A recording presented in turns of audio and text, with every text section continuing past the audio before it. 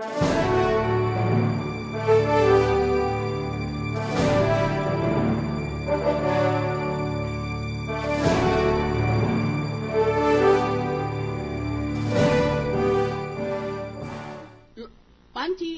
Laundering Council may investigate any deposit in a bank upon order of a court and establish that there is probable cause of an unlawful activity.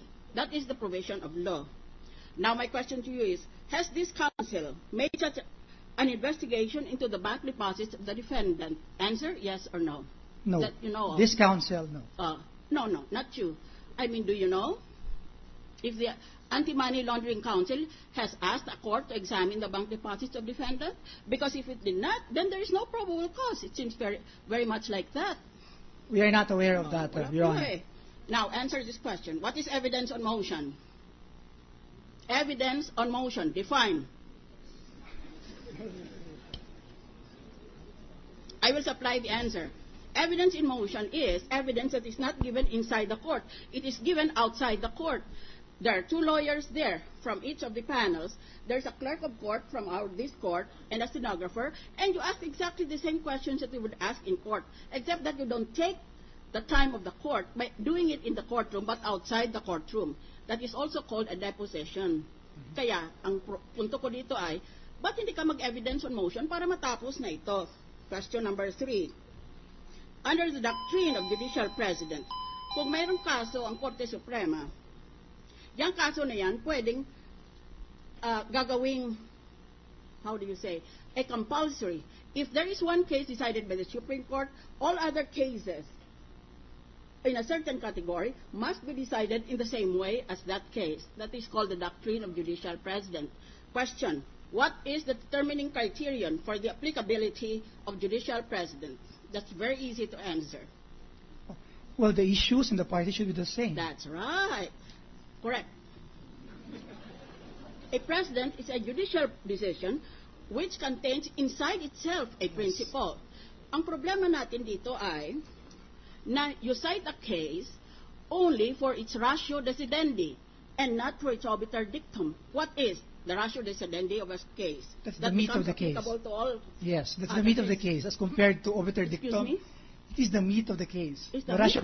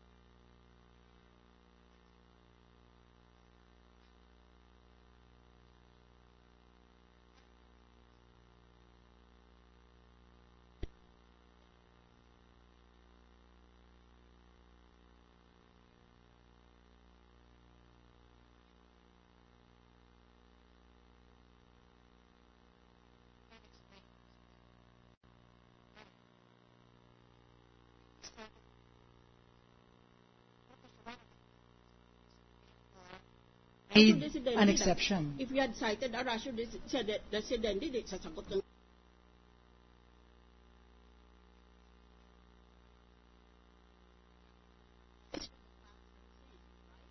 right. Answer this one question.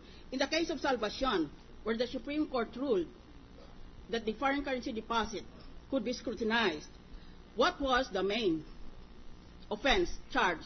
It was rape, right. Your Honor. By a foreigner rape of by any stretch child, of the imagination? Filipina. The same as impeachment? Do not answer the question. China banking. Dito sa China banking naman, the Supreme Court ruled, quote, in view of the distractive, meaning to say distracts the attention, circumstances attendant to the present case were constrained to render a limited pro hac vice ruling. What is the meaning, counsel, of pro hac vice? Only in this case. Applicable only in this case. Yun lang pala eh. Alam mo naman pala eh. Oh, alam mo pala na doon sa China banking, the Supreme Court said, this ruling applies only in this case, and yet you cited it in this case. Oh, ikaw naman, oo. Next, Ejercito exception. The third dollar deposit case is Ejercito versus Sandigan. Remember you replied to me earlier? You said, we can cite the doctrine of judicial precedent if the facts are the same. Now, in Ejercito, what was the offense there? Do you remember? Yeah, it was the officials, the ombudsman. Yeah, the officials of the ombudsman. Plunder, all right. yes. This is an impeachment case for betrayal of public trust, etc. Which is the case for plunder? No. O yan, di nakita mo na, iba-iba pa lang mga pinagsasabi mo eh. Ngayon, Intengan case, which you did not cite in our debate on foreign currency. In Intengan, the Supreme Court ruled, under RA number 6426, there is only a single exception to the secrecy of foreign currency deposits. That is, disclosure is allowed only upon the written permission of the depositor. What was the subject matter of the case? Intengan. We did not cite that, Your Honor. Foreign currency Foreign deposits. currency, yes. Exactly. So Yes. there's only one case on record, which is on all fours with the facts of this case in the impeachment court. All your three other cases are absolutely irrelevant and you cannot cite them as judicial precedent. Ngayon, bilisan ko na lang ito.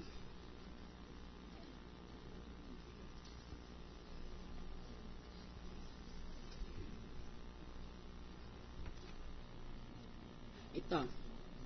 The rules of court provide for disputable presumptions.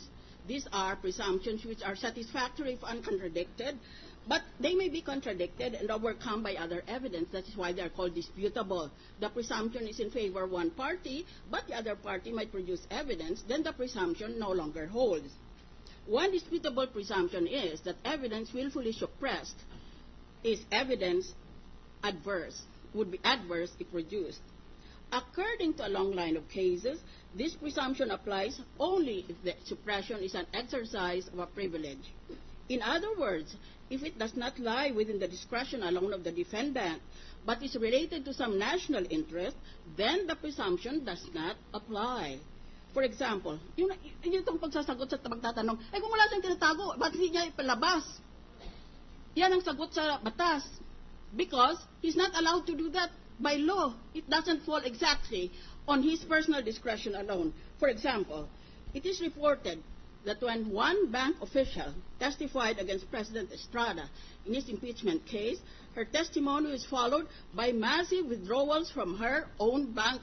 That is a fact.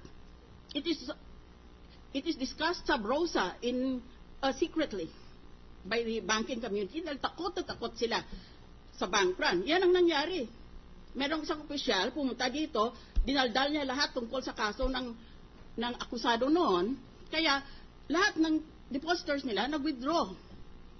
Now, my question to you is, what is your guarantee that insisting on testimony from bank officials will not be followed by a bank run?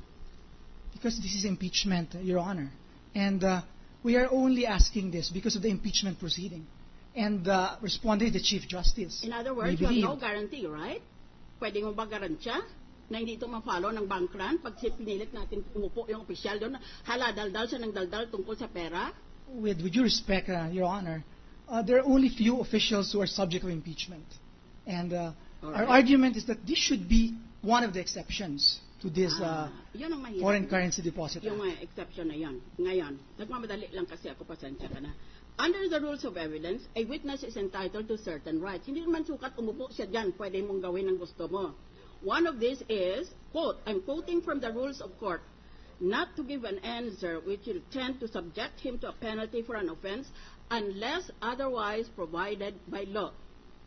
Under the foreign currency deposits law, if the bank president refuses to answer a question concerning a foreign currency deposit, will he incur a penalty?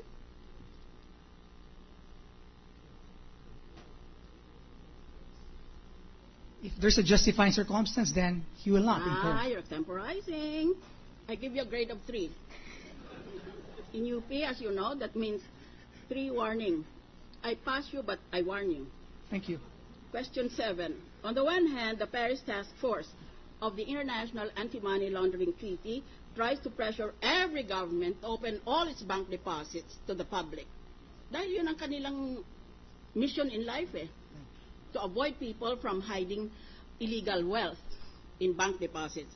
But on the other hand, those in favor of bank secrecy argue that no one will deposit his money in any bank unless confidentiality is